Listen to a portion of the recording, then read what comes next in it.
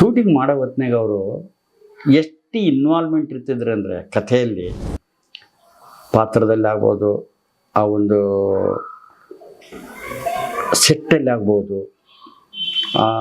ಬಣ್ಣ ಹಾಕ್ಕೊಂಡು ಕಾಸ್ಟ್ಯೂಮ್ಗಳು ಹಾಕ್ಕೊಂಡು ಅದು ಪ್ರತಿಯೊಂದೂ ಅವರು ಭಾಳ ಭಯಭಕ್ತಿಯಿಂದ ಮಾಡ್ತಾಯಿದ್ರು.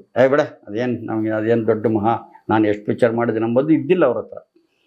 ಪ್ರತಿಯೊಂದನ್ನು ಯೋಚನೆ ಮಾಡಿ, ಇದನ್ನು ನಿರ್ದೇಶಕರಿಗೆ ತೋರಿಸಿ, ಇದನ್ನು ಕ್ಯಾಮ್ರಾಮನ್ ಅವ್ರಿಗೆ ತೋರಿಸಿ, ಕಾಸ್ಟ್ಯೂಮ್ಸ್ ಅವ್ರು ಓಕೆ ಅಂದರೆ ನಾವು ಮಾಡೋಣ ಅನ್ನೋ ಭಾವನೆ ಇತ್ತು. ಆಮೇಲೆ ಇನ್ನೊಂದು ಏನಪ್ಪ ಅಂದರೆ, ಯಾವಾಗಲೂ ಅವರು ಸೀನ್ ಪೇಪರ್ನ ಓದಬೇಕು. ನಾವು ಯಾರನ್ನ ಒಬ್ಬರು, ಹೊನ್ನವಳ್ಳಿ ಕೃಷ್ಣ, ಆ ಪಿಕ್ಚರ್ಗೆ ಇಬ್ಬರೂ ಇಲ್ಲ ಅವರು, ಎಚ್ ಟಿ ನಾಗೇಂದ್ರಪ್ಪ ಅಂತೇಳಿ ಇವ್ರು ಬಂದಿದ್ದರು, ಡೈರೆಕ್ಟ್ರ್ ಕಡೆಯಿಂದ ಬಂದಿದ್ದರು, ಕಂಪನಿ ಕಡೆಯಿಂದ ನಾನು ಹೋಗಿದ್ದೆ, ಪ್ರೊಡ್ಯೂಸರೇ ಹೊರಗಡೆ ಅವರು. ಸೊ ಆಗ ಅವರು ಯಾರಾದರೂ ಇದ್ದರೆ ಆ ಸೀನ್ ಪೇಪರ್ ತೊಗೊಂಡೋದ್ರೆ ಮೇಕಪ್ ಮಾಡ್ಬೇಕಾರೆ ಮಾಡ್ಕೊತಾ ಇರ್ತಾರೆ ಅವರೇ, ಅದು ಓದಬೇಕು, ಪೂರ್ತಿ ಓದ್ಬೇಕು. ಆ ಸೀನ್ ಇನ್ನೊಂದು ಸಲ ಓದ್ಬೇಕು ಅಷ್ಟೇ ಸರ್.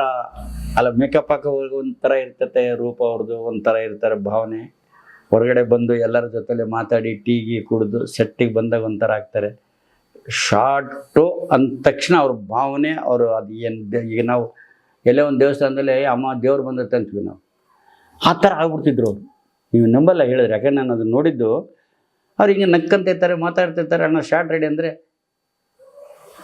ಹೌದಾ ಶಾರ್ಟ್ ರೆಡಿನು ತೆಗಿಯೋಣ, ಒಂದು ನಿಮಿಷ ಬಂದೆ ಅಂದ್ಬಿಟ್ಟು ಮುಖನೇ ಚೇಂಜ್ ಆಗೋಗ್ಬಿಡೋದು. ಆ್ಯಕ್ಟಿಂಗೇ ಅಷ್ಟು ಇನ್ವಾಲ್ವ್ಮೆಂಟ್ ಸರ್ ಅವರು.